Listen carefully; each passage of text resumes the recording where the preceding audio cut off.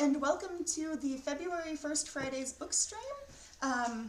We are here not at the Glencoe Public Library, but at the Glencoe Youth Services building. And we have Michelle here, who is in charge of the Glencoe Youth Services and very graciously letting us use this lovely space. Do you want to mention a little bit about what you... Sure. So we're Glencoe Youth Services, and we are open for teen drop-in after school from 3 to 6. And then we also run a number of social and service projects. We're going to be having a Battle of the Bands this weekend, Saturday.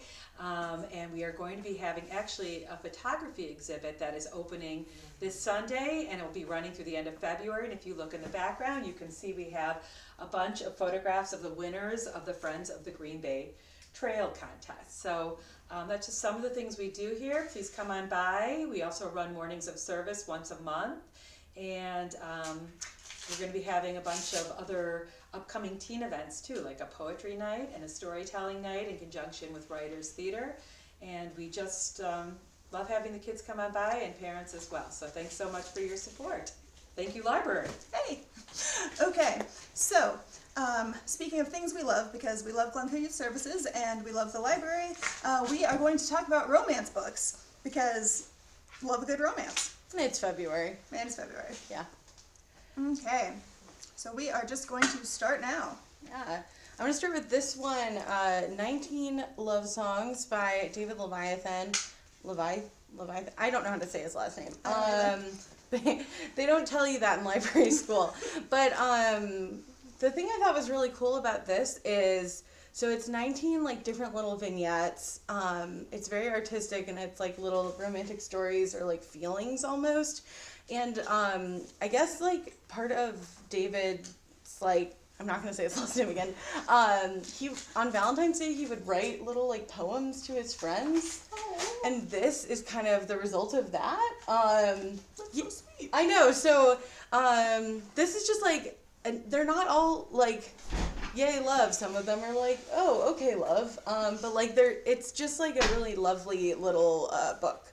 So check it out. Yeah. And next we've got Hot Dog Girl by Jennifer Dugan. As you can tell from the cover of the book, there's a girl in a hot dog costume. So her name is Lou, and she works at a small little amusement park with her best friend, whose name is Celie. She has a huge crush on the guy who plays Prince Charming in the like events that they do, because it's fairy tale themed. So she's like, okay, so I'm going to work at this amusement park. I'm going to hook up with my crush because he's going to be Prince Charming. Maybe I'll get cast as the princess. It'll be fun. She does not get cast as the princess. She gets cast as the walking hot dog advertising the food vendors. So her best friend Celie is a ride operator, and she is always on board with all of Lou's ridiculous plots and ploys, but now she's kind of seeming to be not so on board with all of Lou's ridiculous plots and ploys, because Lou is trying to sneak on into a relationship with Nick, and I think Nick actually is dating the girl who got cast as the princess. I don't remember. So she's like, I'm going to break them up. And Celie is like, why are you doing that? That is terrible. Do not do that. Aww. And it is just a very awkwardly funny, like not awkward in a painful way, but awkward in a relatable way, where it's like Lou makes so many bad decisions and it's so relatable. And the love story at the heart of it is really, really cute. It does not go the way Lou was expecting at all. So if you want a really cute, silly, and tender book, this is a good one. This is, what I've got here is One True Loves. It's by Elise Bryant, which is the second in the Happily Ever Afters series. And essentially, like, you know, there's a lot of pressure when you, she's like heading to NYU in the fall, and she's kind of like figuring stuff out, but her family takes a cruise. And, her friend is like, you're gonna meet someone and fall in love. And of course, when that happens in any story, the heroine is like, no, I won't. Lies. So she meets this guy, Alex, who's like very romantic and kind of like a golden boy and has like a 10-year plan, and she cannot stand him. And well, like romance. From that, it's very like tropey and lovely and sweet, but also has some like nice heart in it as well. So yeah. I know the first one in that series, I haven't read, and I really want to read it because the character there is a writer, and she gets accepted to a fancy creative writing program at a prestigious art school, and I went to a fancy creative writing program at a prestigious art school, so I'm like, which one is she going to the one that I went to? I don't know. I was at Pratt. It was a good school. I highly recommend it. Expensive, but good. That's a lot of college. Yeah. I mean, art school, so. Yes. Okay. Speaking of college, Emergency Contact is about a girl named Penny. It's by Mary H.K. Choi. And Penny is kind of a disaster, kind of a jerk.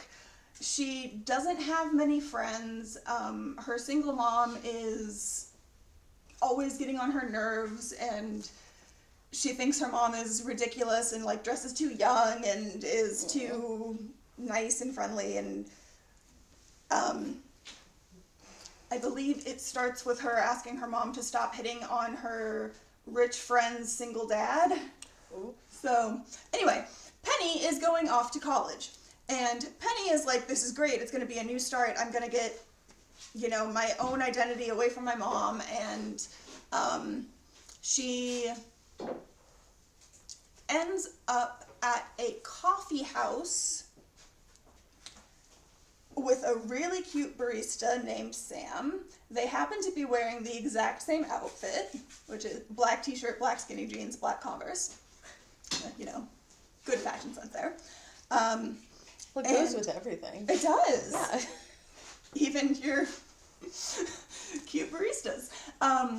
And she and Sam kind of like are both grumpy and kind of bump up against each other, and they kind of it's a grumpy yes. romance, not a grumpy sunshine. Yeah, it's grumpy. The thing is, neither of them are very close to many people, and it turns out that Penny's roommate is Sam's niece. He is not actually like that much older. He is a year or something older. It was a weird half-sibling thing. So when Penny is out doing something around campus, and then she sees Sam, and one of them has a medical emergency, and the other one is like, I have no idea what to do. I don't know who to call because, like, this person doesn't like people. So they decide, after that kind of terrifying experience, that they are going to be each other's emergency contacts. And they will just be there for each other when, they need a person, but don't necessarily have to be friends or anything. Aw, guys. But obviously, they do become friends, and then they start developing feelings for each other. And the entire time, Penny is trying to hide this fact that she's even talking to Sam from her roommate, and Sam is having some big drama with his ex-girlfriend, and just they slowly become less grumpy to each other, so they end up being each other's sunshine. It's very, very cute, very funny. And again, when you're just kind of a grumpy person, like I'm kind of a grumpy person, I'm like, I like reading about grumpy people. So I enjoyed much. I guess this one is also kind of grumpy. This is Grumpy for the win. Yeah, She Drives Me Crazy by Kelly Quinlan. Okay. This is basically like okay, so like there's Scotty and what was her name? Irene. Yeah. So Scotty's a basketball player, and she's like, she has this game with her ex-girlfriend, playing her ex-girlfriend, and it's like this, there's a lot of like emotions just from that, but then there's also Irene, who's a cheerleader, but the cheerleaders, I think, have to show up to everything, and Irene is like super mean to Scotty. However, like, basically, Scotty is, like, not paying attention because of this incident of having to play her ex-girlfriend in a game, and she accidentally crashes into Irene's car. No! And it's like, you know, like, when you're like, oh, okay, so this is the worst possible person that this could happen with. So then Scotty's mom is like, well, you need to drive this girl. Like, it's your fault that she won't have a car or, like, a way to get to school. So then they're, like, forced into, like, this, like, proximity situation. And it is, yeah, it's a lot. They kind of discover that there's, like, more to it than they realized. But also, like, Scotty's ex is, like, more toxic than she realized. Mm-hmm. And, Irene is kind of pulled into this, like, fake dating scheme, like, that they agree upon, and it's very good. Again, Grumpy fake dating! grumpy fake dating, and enemies to lovers. Yes! Which is also, yeah. So, it's all the things I love in a good romance novel. So, yeah, you should all read that. Yes. Okay, so next we've got Confessions of an Alleged Good Girl by Joya Goffney? Again, not good at pronouncing names. So this is about a girl named Monique, and Monique is the preacher's daughter in a small town, I think. And since she's the preacher's daughter, she's supposed to be, you know, very straight-laced and innocent and pure. But she has other ideas about that because she is not about letting anybody tell her how to live her life. And she's like, okay, I have a cute boyfriend. We are going to have sex. Oh. Except then she figures out that she physically cannot. Like, literally, it is not possible for her to do this. So she keeps trying, and they've been dating for 2 years, and her boyfriend is like, this is too much, I can't deal with it, I'm breaking up with you. And so she's like, okay, well, I gotta win him back. So she teams up with this girl who goes to her dad's church, who is very much the sort of good church girl that Monique is supposed to be as the preacher's daughter. And she's like, okay, so you gotta help me figure out how to win him back. And she is surprisingly aware of the issue that Monique is dealing with. Like, she knows a lot more about it than it would seem she should as a straight-laced, good church girl. So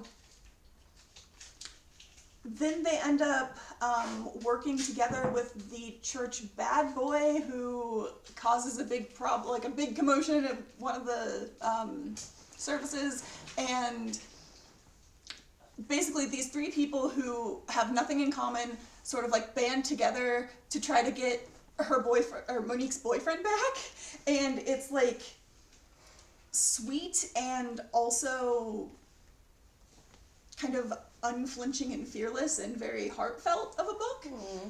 All about finding friends and maybe love where you don't expect it, and also like being true to yourself and not true to what other people are trying to make you be or do. And just a really different kind of book. Like, I haven't read anything like it. So yeah. So finding love in different places kind of brings me to this one. This is The Voting Booth by Brandy Colbert. This is an election day romance, which I didn't think should be a genre when I started it, but actually it really should. It's very good.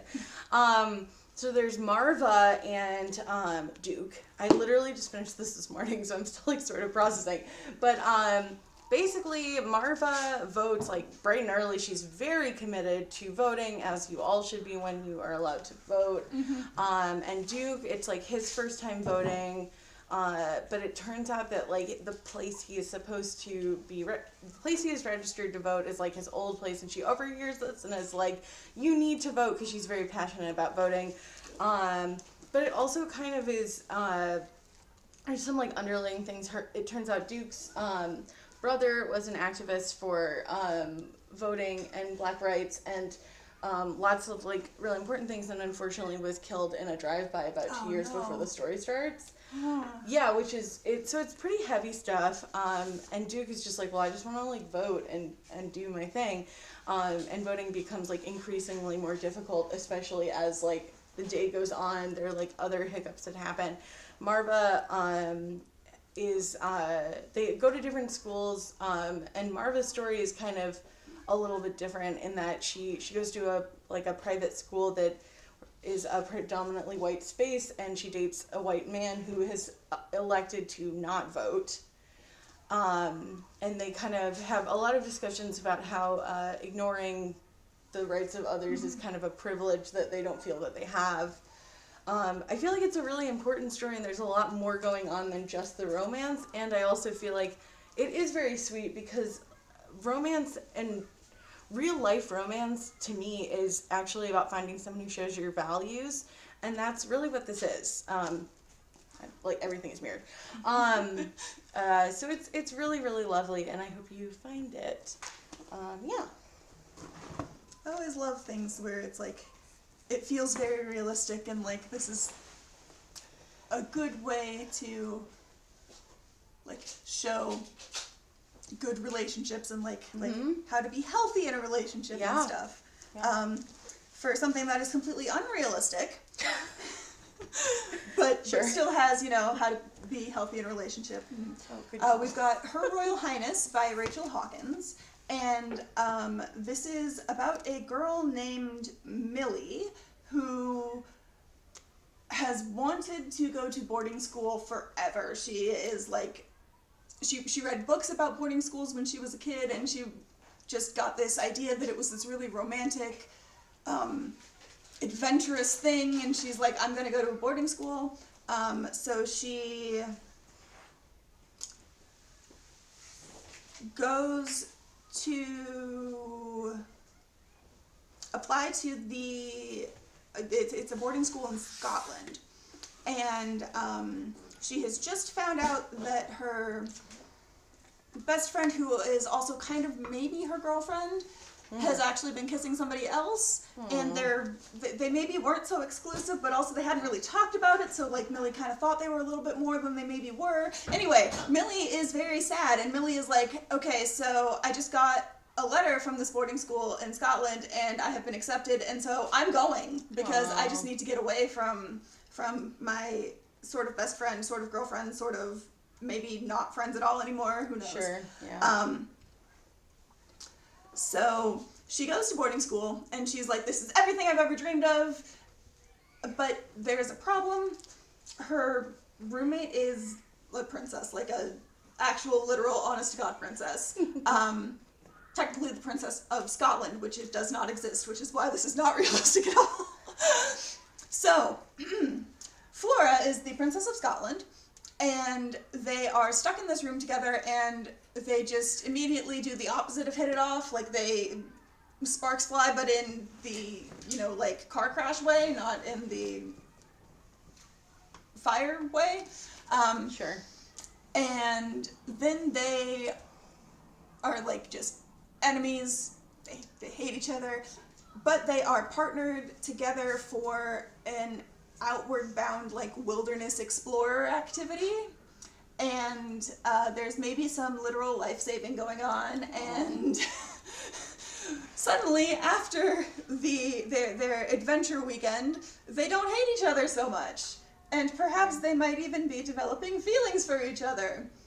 And it's a really, really cute story, like lots of very funny parts, obviously some very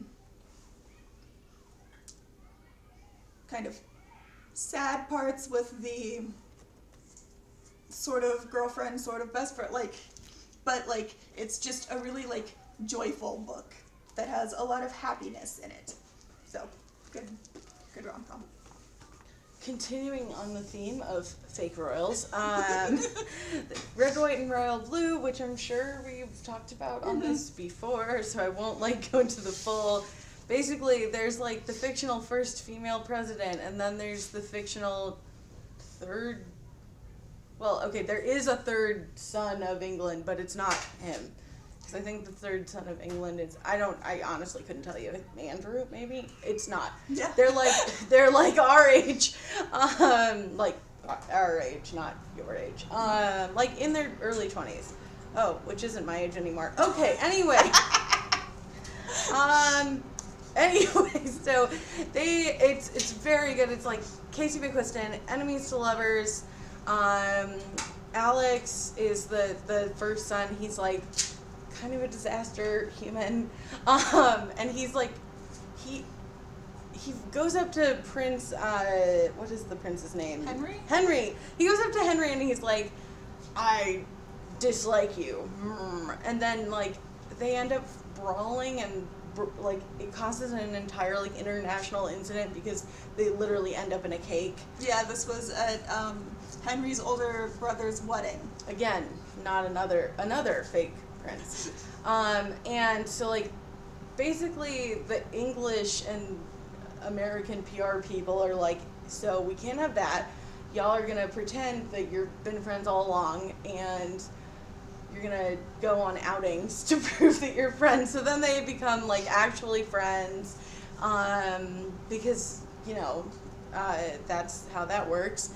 And they kind of like form a truce. They decide to stop being so biting. And it almost becomes what's the one with the letters? That epistolary? Epistolary romance, because there's a lot of like emails and texts that go through. So that is kind of really lovely. It's also hilarious. Like Alex at one point has a turkey in his room, and I'm not gonna say more about it. I just think you should read it, because honestly, any summary doesn't do it justice. It's really good. Yeah. Change pace. Rise to the Sun by Leah Johnson. We have talked about Leah Johnson's other book, You Should See Me in a Crown, before, which, again, highly recommend. Definitely should read that one. But you should also read this one. So this is about a girl named Olivia and, oh gosh, what's the other one's name is Tony. I thought it was Allie. And Olivia has just gotten a horrible breakup situation happening to her. So she's all like done with romance and is like, I'm going to go to this music festival and just not think about romance at all, not think about flirting, not think about cute girls. I'm just going to go and have fun and just feel myself at this music festival with these artists I love. And Tony is going away to college, and she's not excited for it. She's really scared. She I think her dad just died, so she's like not sure how to recalibrate her world in the wake of this big tragedy, but he was a musician, and so she goes to the music festival to feel closer to him, and then they end up meeting, and cute things happen from there. So it's one of those where it's like, I think it takes place over the course of one day at the music festival, but it's entirely contained to the music festival as far as I remember. Very cute, very sweet, just like another kind of joyful book. Also, the cover's real cute. Yeah, both of their. Yeah. So I had You Should See Me in a Crown, which is the.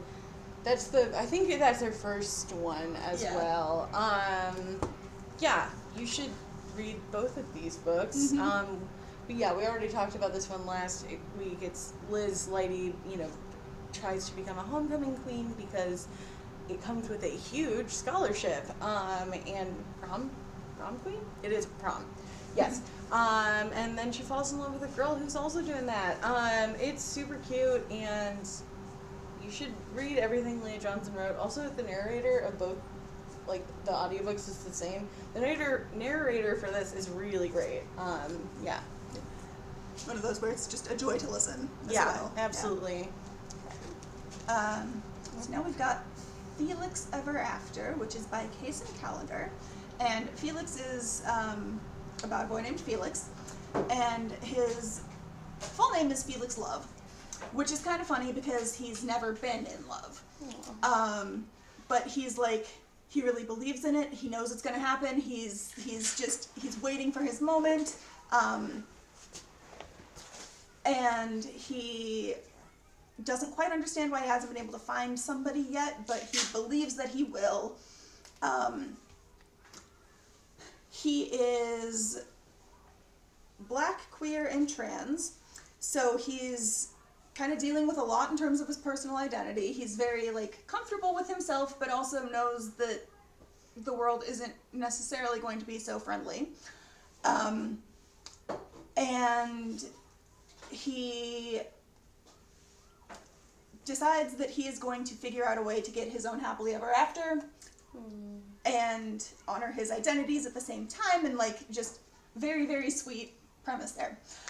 Something not so sweet happens. He gets an anonymous message, I think it was an email, with his dead name, and then he's like, oh no, somebody is kind of, like, out to get me. And really, there's no reason for that, because Felix is a cinnamon roll, and, like, that shouldn't be happening.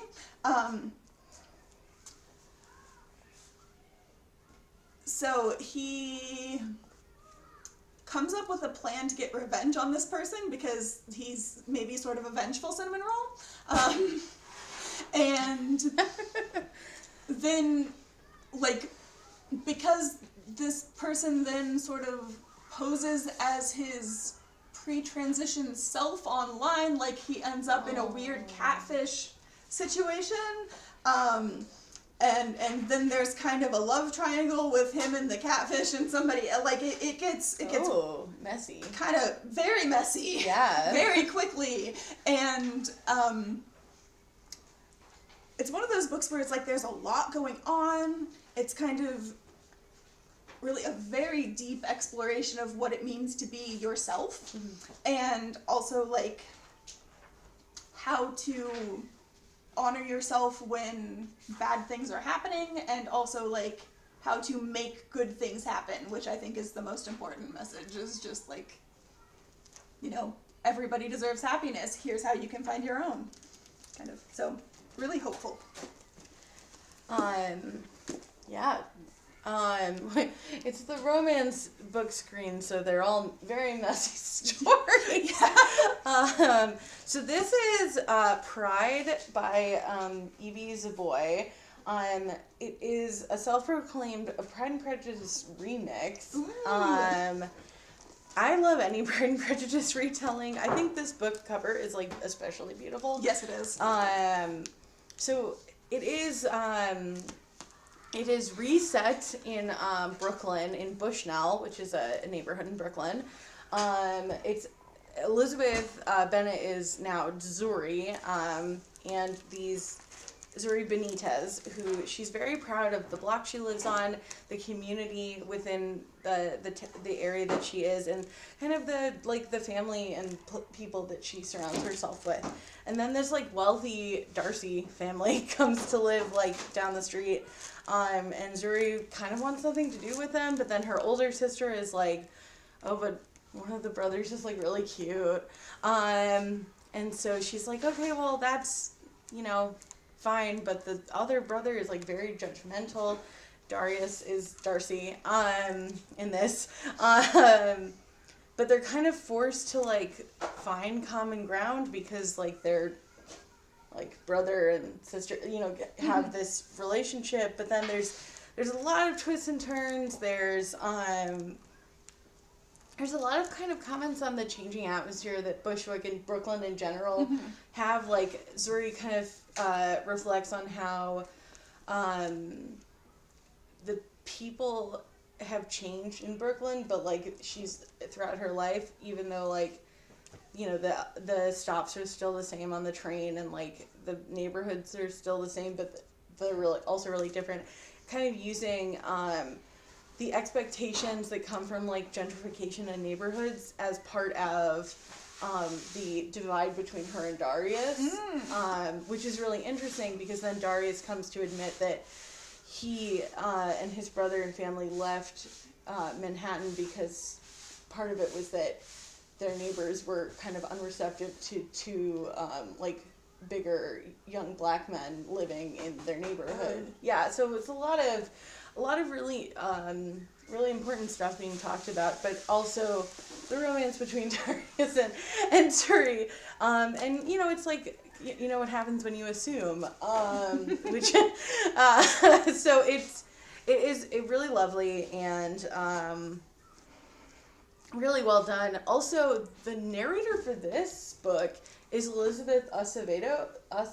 So she so she wrote The Poet X and Clap New Land and With the Fire on High. Yes.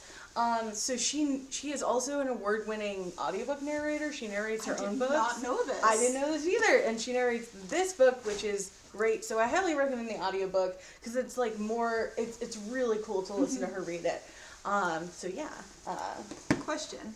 Does this remix keep up with the Jane Austen kind of snarkiness?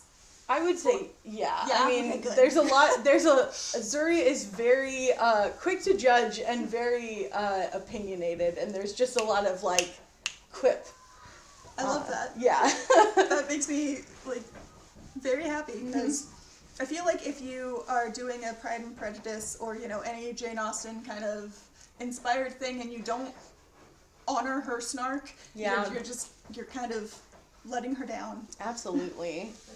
So, again, characters who are kind of disasters and snarky. So, this is about sensing a theme. Beatrice Fox, and Beatrice Fox is dead. Like, she has died. She has died in a car accident that happened on the worst day of her life because her sister, she did something that, you know, she thinks is unforgivable to her sister and ruined her sister's life. And so she's like, my life is terrible, this is the worst. So she's driving around crying, listening to Alexa, or Siri, I think it was Siri, mess up her sad playlist by not understanding, because, you know, talking when you're crying is not so good, the voice recognition, anyway.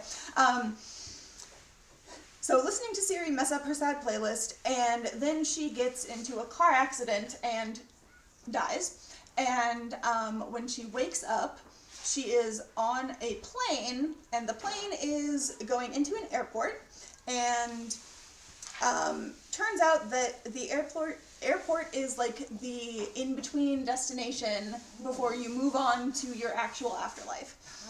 And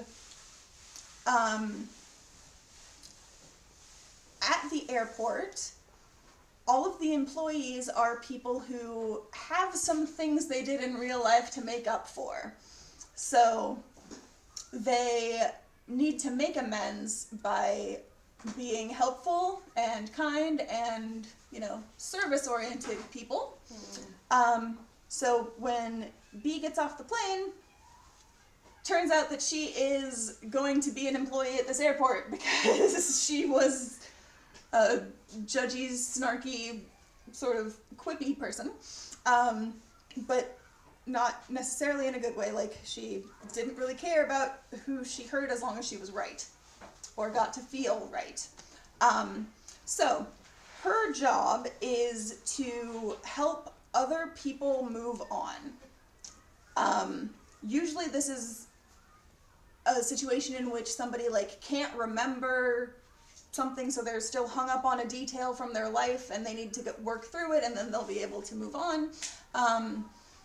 And she is at her first day of work, and the person she is supposed to help is this really kind of obnoxiously cute teenage boy who she knows she's seen before, and she can't figure it out, And then she sees his manner of death on the paperwork as she's like getting ready to help him. And it turns out that he also died in a car wreck, and he was the one who caused the car wreck that killed her. So she is like, I am not going to help him move on. I am going to use this as an opportunity for revenge. Oh no. That layover is gonna be long. Yeah. But as she pretends to be helping him, but not really. Instead, she's like, I'm going to make him relive all the most embarrassing moments of his life. So she starts to learn a little bit more about this guy, and they kind of like connect, and she's like, I don't know why I kind of like him, because like I hate him because he killed me. And Sure. it is a very, very messy situation, but it's also really, really funny. Mm-hmm. Like, surprisingly funny. Really sarcastic, really charming.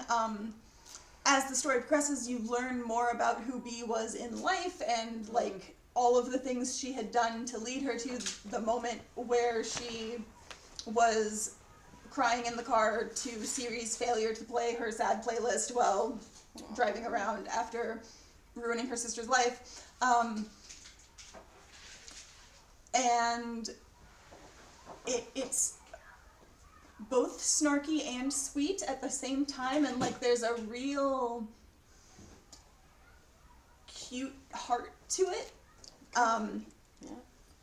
And it's about death. Which is, you know. Do you want a Valentine's Day book that's also about your mortality? Mm-hmm. I mean, it's a real weird rom-com, but it's a really great rom-com. It sounds like The Good Place, that show The Good Place. It's got a lot of Good Place vibes. Like, the humor is sort of the same. B is very Eleanor, like it... So if you can imagine Eleanor in a rom-com where she's like... She needs to... Make amends. Yep, then that's what you'll get here, and it's really worth the read. So, Layoverland. All right. Okay.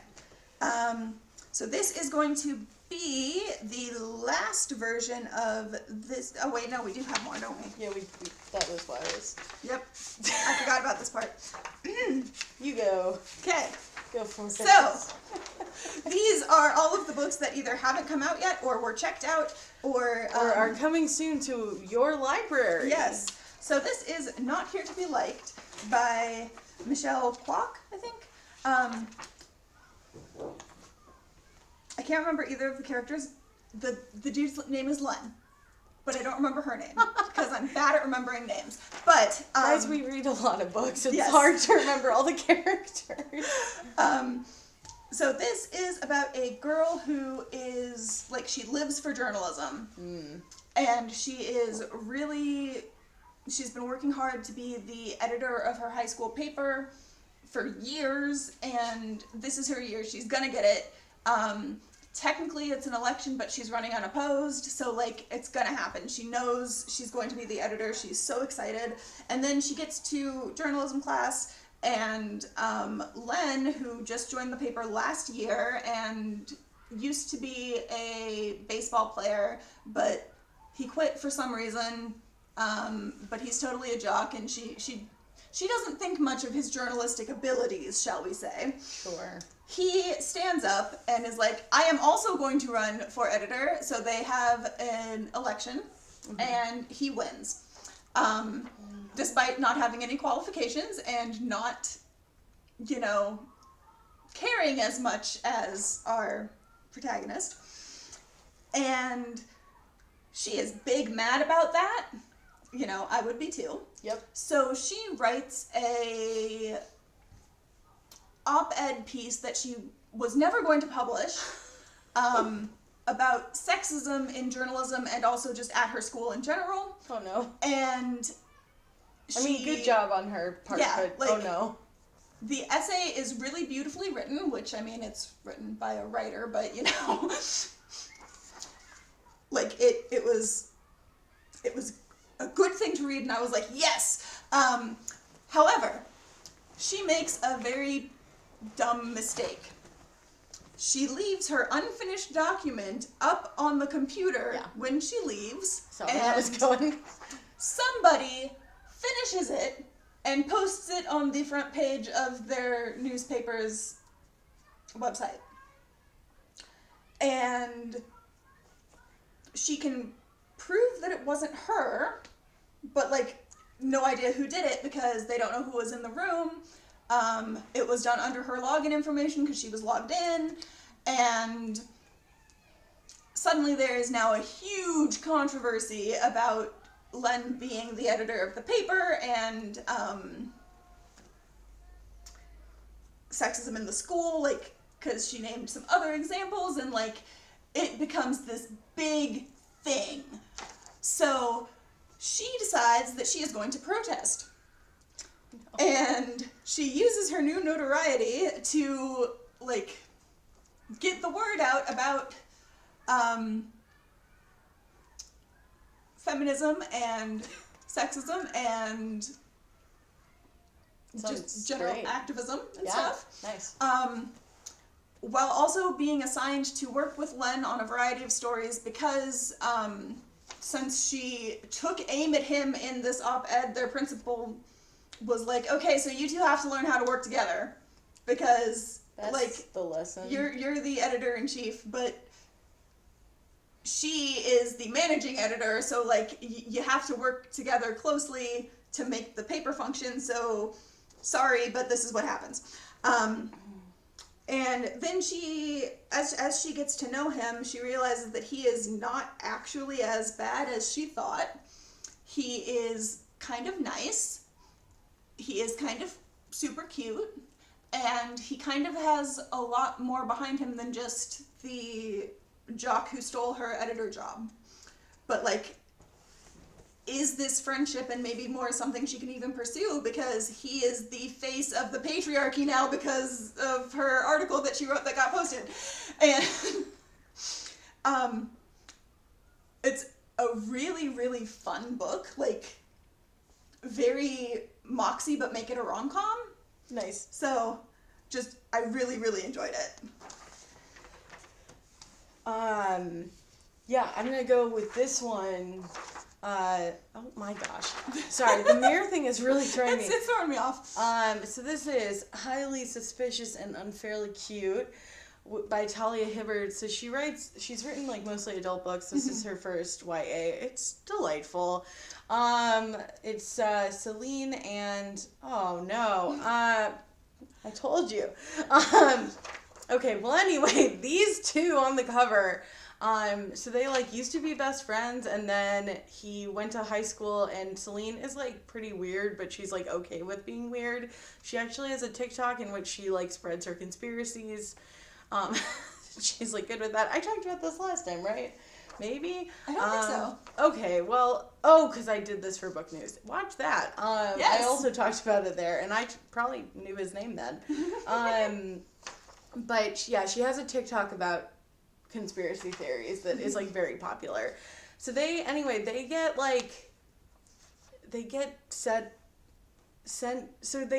Celine wants to do this internship for like aspiring lawyers essentially, or like it's a scholarship that you go to university.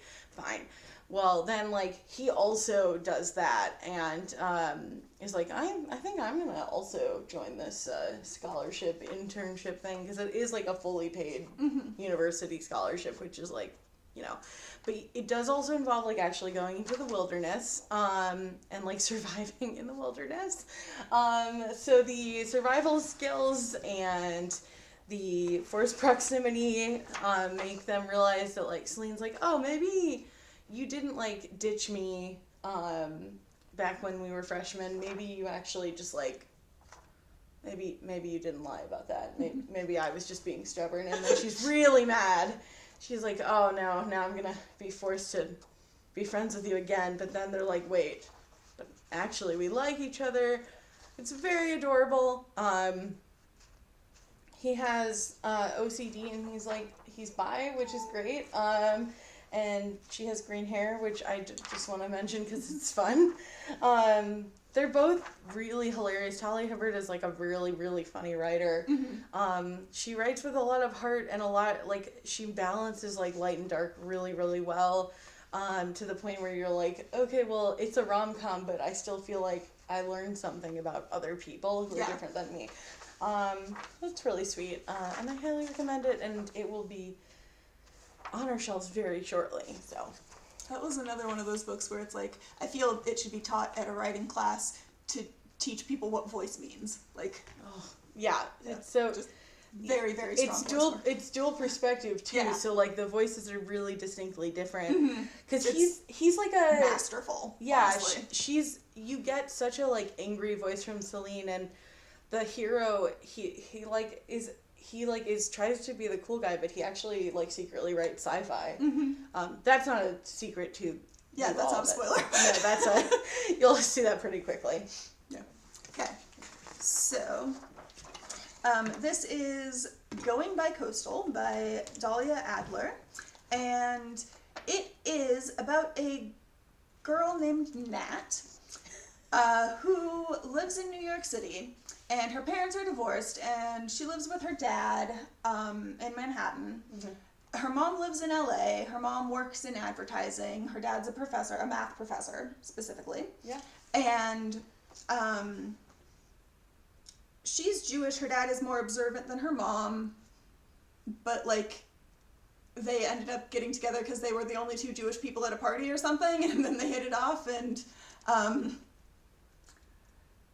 turns out that being the only two Jewish people at a party is not really the foundation for a relationship, because then they get divorced. But, you know, that was what was best for their family. So, Nat hasn't seen her mom in a while because she doesn't like going to LA. But she has the opportunity to go there and get an internship in her mom's advertising office this summer. Or she can stay in New York and help her dad with his math book that he's writing, and maybe finally meet this girl she's seen all over the city who has red hair. She's known as the redhead because, you know, that's red hair. And Nat has had the hugest crush on her for the longest time, but, you know, has never worked up the nerve to actually say hi or anything. So she has a big choice to make, and that is part of the fun of the book. That's actually kind of the entire conceit of the book. This is a dual timeline book. So in one timeline she goes to LA, and in the other timeline she stays in New York. And in New York she does end up meeting the redhead. That's not really a spoiler, that happens right away. It's on the cover. So. Yes. And in LA, she meets the boy who is the other intern at her mom's ad company. And so it's a book of two romances, which, like, are in two different multiverses. So, like, Everything Everywhere All at Once, except a rom-com. This was delightful, like, very, very fun. Nat is just a great character to spend time with. All of her friends are hilarious. She does a lot of, like, self-growth through the book and, like, learns things about herself. The timelines are done super well, so, like, I never got confused between which one was which, and it didn't go in a, like, New York, LA, New York, LA. It was kind of, like, back and forth in a less obvious way. Both of the romances are super, super, super cute. And I'm not gonna spoil the ending, but, like, it's a happy ending. So, like, all you can ask for. Yeah. Yeah. Mm-hmm. It was also a very interesting ending. Like, I was a big fan of the choice, even though I also would have liked to see a different way of resolving it, but, like, the way it was resolved I thought was really creative and fun. So there are also a lot of descriptions of food that are just like delicious because the guy in LA works in his brother's food truck as well. So like there's a big food truck culture going on in the book, and everything sounds delicious, and I was really hungry while reading it, just like constantly. And the redhead is really into music. She wants to be a music journalist, so she drops a lot of band names, and all of the music recommendations in the book are fantastic. Really like just a very, very fun read. And I have no idea when it comes out, but it can't come out soon enough. I think in a few months. Okay. I'm gonna end with this one. Okay. Because it is a book that this is a book that takes place on February 14th a few times. So this is a time loop book that I just ordered for us. Okay. This is called The Do-Over by Lynn Painter. And this girl, oh gosh, so her name is Emily. Hey! Emily Hornby. She has a pretty rough Valentine's Day. She's a junior in high school. She gets into a car wreck. No. She's like running late she gets in a car wreck with this guy like Nick that is her lab partner who like pretends like he doesn't even notice her, know who she is. And she's like, okay, great. Well, thanks. We've been lab partners for like 6 months. And then like she can't find her boyfriend, and then she goes to find her boyfriend, and well, let's just say that also created some unpleasant Valentine's Day things. No. And there's some other things that happen, and and her divorced parents like her kind of like fight back and forth with her, and she starts the day off with the like having to have a 2-minute shower because one of her stepbrothers is like a toddler and needs to use the bathroom. Like from start to finish, it's the worst day. And then she wakes up and it's the same day. And she's like, oh no, this cannot be happening. So she does that for like a lot of times. You kind of see how at first she's like trying to perfect, as time loops are, she's like, well, if I've learned anything from the many time loop films and representations in media, it's I have to like get something right that I wasn't getting before. But the thing is, she keeps hitting the same points basically. Like one of the big ones that, as you can see from the cover, is that she keeps getting in a car wreck. No matter what route she takes, the only time she doesn't get into a car wreck is when she walks.